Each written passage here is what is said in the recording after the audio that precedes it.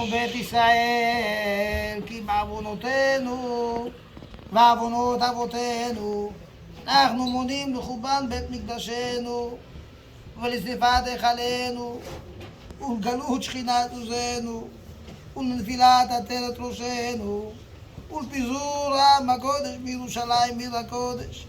אוי לנו על גלות השכינה, אוי לנו על חורבן בית המקדש, אוי לנו על שרפת התורה, אוי לנו על הריגת הצדיקים, אוי לנו על צערו של משיח.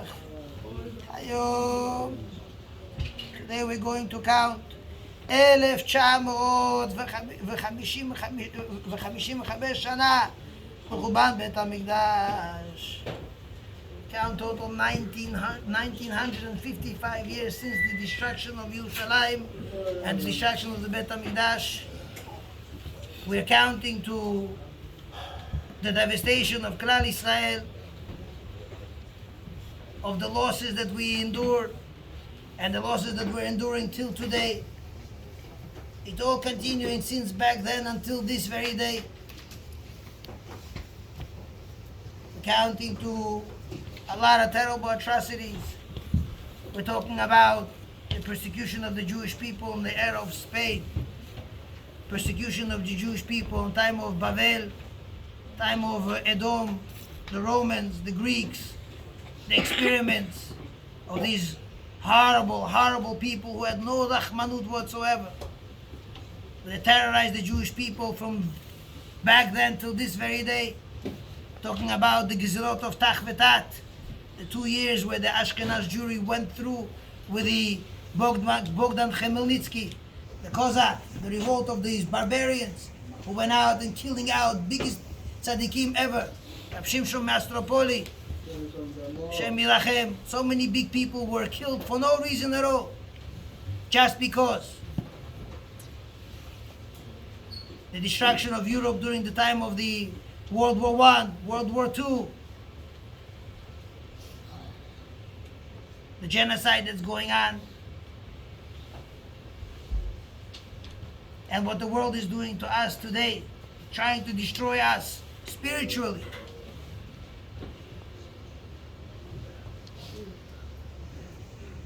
Thinking what to say. Our biggest problem that we have today is that we refuse to recognize the Holy One and to recognize the good and appreciate everything that He's doing to us. And to all of us it sounds like, huh, what? Really? Appreciate what He does? Rabotai, let me explain something to you. I heard the rabbi say one time an interesting story. He said, one time a person came to a doctor, he says, "Doctor, I want to pay you. You saved my life. What happened?" He says he was eating fish Erev Shabbat. He didn't realize how a bone got stuck in his throat. And now at this time he already does not know to throw up. He does not know to swallow. He's gasping for air. He can't breathe. Because one pipe is open, the other one is closed, and he's choking. It happens to be there was a doctor right next to him. And the doctor was able to push his finger down his throat. And he pulled out the bone. And the person take a deep breath. He says, "Whew, Baruch Hashem, passed by with a scare. I thought this was the end." He comes to the doctor after Shabbat. And he says, "I would like to pay you. How much do you want?" The doctor said to him, "You know how I want you to pay me? I want you to pay me how much you wanted to pay me before I pulled out the bone, not after." He says, "But I don't want all of it. Just give me half." Rabotai, this is every single one of us, every moment of the day. When we want to take a deep breath, Hashem should say, "I want you to pay me." Not before you took the breath, but after. I don't want everything, just give me half, it will suffice. Rabotai, we have endless thank yous to give Hashem Yitbarach. Endless appreciation that we have to show towards the Shekhinah. You know, when Hashem gave us those precious gifts, Eretz Israel, Torah Kdosha. And He's giving us Olam Hazeh, He's giving us Olam Haba. He's keep giving us.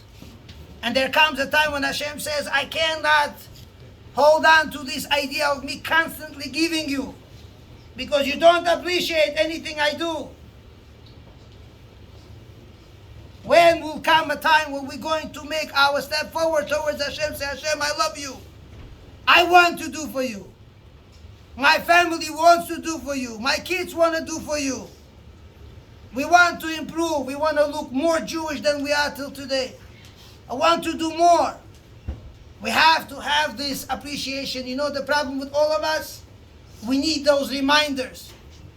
And bathroom reminders don't do anymore. We run to the bathroom and we come out of there and we say it's part of life. It's natural. There's no one to say thank you to. You know, I want you to say, to hold yourself one day without going to the bathroom. Skip it. Try. Don't worry, it's not going to explode. It won't bust. You'll survive. You'll make it. You know how many people out there, they cannot go to bathroom? And they are in pain, excruciating pain. And the people who want to go to urinate, and the hole just froze. No. And it's not going anywhere. No move, nothing.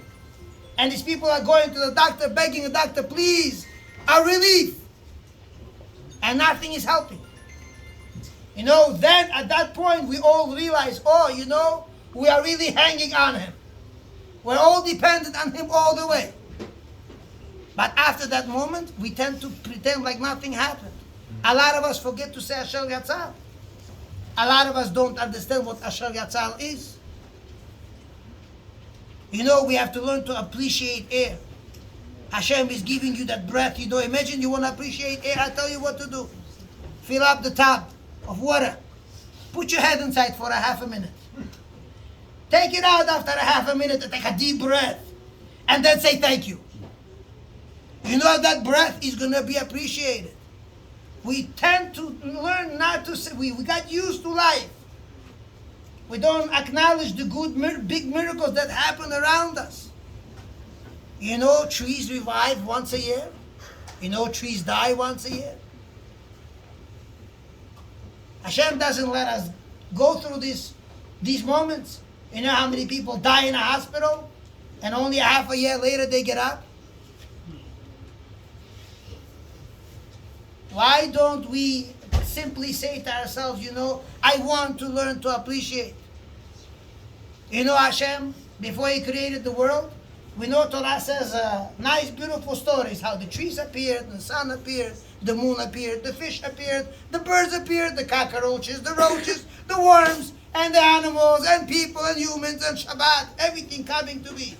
You know, when Adam came into this world, he looked around, Chazal say, he saw nothing. He didn't see no trees, no animals, nothing. It says only then that Adam saw what's happening in the world. He says, why is Hashem doing all this? I saw the blueprint in the Torah. It says everything is on earth. Hashem said to Adam Arishon, what's the point of doing any of this if no one is going to say thank you? It's a avera to do good to someone. It's a wrong thing to do to someone who does not know how to acknowledge and how to appreciate and to realize and recognize the Creator. Only when Adam Arishon started to pray, it started to rain. It started to rain, everything grew out of the ground. Elephants grew out of the ground, cows, bulls, bisons, dinosaurs, everything grew out of the ground, just like they just came out of nowhere. And Adam says, wow. And he started giving names to everything. This is this, this is this, this is this, this is that. We come into a world where Hashem is already prepared everything for us. I have to constantly repeat to every single one of us how we have to appreciate when we all immigrated. We immigrated from the nicest places in Asia, and we immigrated to the nicest places in America. None of us went to Alabama, none of us went to New Orleans, none of us went to some dead places. We all landed here, Queens, Forest Hills. Somehow the nicest place all over America. We have to learn to appreciate everything Hashem does for us. Learn to say thank you for Hashem for every single breath. When David HaMelech finished writing Tehillim, you know what he came to a conclusion?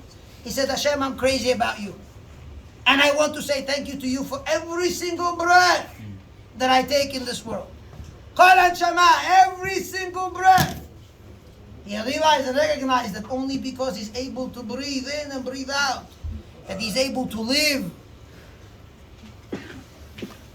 This is the year where we have to show our full appreciation to Hashem Balach in simply recognizing who is that's doing all the good to us. Till when? Tokaye, ignorance. A lot of people say, better not to know. Might as well die stupid. No. We live a life. We have to realize there's a giver. And when we take, we can't just keep on taking. You know how people, I tell you what we take. You know how we take? It's like, it reminds me of the old story when we used to have guests come to our house in Russia. Tables were set for older people. Younger kids were fed before, or fed all the way after. Or fed the next day because they all fell asleep hungry. You know how we used to steal from the table? We used to be under the table. Somehow our hand went like this above the table.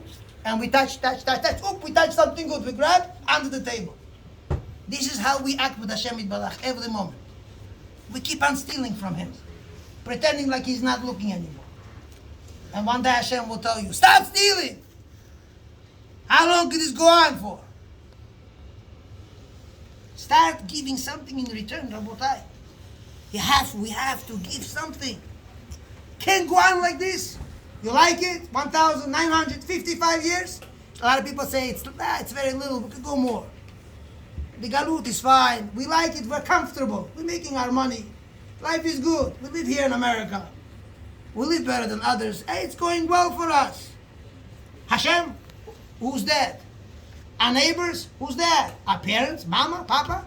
Well, they're supposed to take care of us. They have to. Rabotai, remember one thing. Ben Adam Lamakom, our behavior with HaKadosh Baruch Hu will only improve when our behavior between each other will be improved. And we have to learn up to the point of passing somebody by to say hello. Today is Tisha B'Av, we can't do that. You know how difficult and painful it is for me to pass by someone and not to greet someone? Not to smile back? It's a life of misery. The most miserable day in the year. I beg you all, once and for all, enough is enough. Let us all make a move. I know a lot of us say we are a house of Torah. We do a lot. We have to do more. We can't settle with the very little that we do.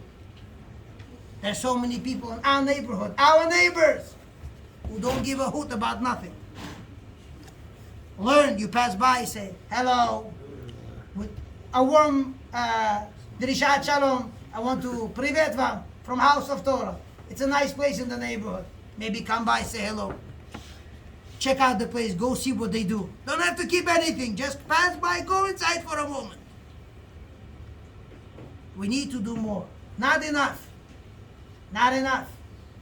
Not enough. Cannot go on like this. Can't continue. This is another Tisha B'Av this year. Another 9 days of misery during this time of year. Where all of us are uncomfortable, don't like it, no shower. This year, 5 days, nothing to be done. Starting Motzei Shabbat, we were not able to do anything. Showering, freezing cold water. You like it? Some people say, yeah, why not? Chill. I don't like it. I don't like it. I want to be comfortable. I want my friends to be comfortable. I want my family to be comfortable. Wearing old clothing. You like wearing stinky, dirty shirts? Clothing that you wore ahead of time. Well, Rabbi, no, underwears and t-shirts we didn't have to wear before. As long as that's okay, we're fine. And if any leniency, I'm pro giving all the leniencies for Tisha B'Av. Yes, please go ahead, no problem. But at the same time, till when? When it will come a time where we learn how to improve ourselves, acknowledge our mothers, acknowledge our fathers, acknowledge our siblings. Say hello, pick up the phone. Oh, I appreciate whatever you do. Oh, thank you for this. Oh, you're so kind. Learn to say thank you to your mother, because only when you learn to say thank you to someone who does good to you, will you come to a point of saying thank you to the one who's doing all of this for you. The spectacle is playing out very nice. Hashem is playing a beautiful spectacle for all of us. Everything falls into place. This business deal went through. I sold my parcel of diamonds. I'm doing well over here. I made my money here. I sold my car. This is going well. That's going well. I wish all of you good. But let's time to wish Hashem all the good too.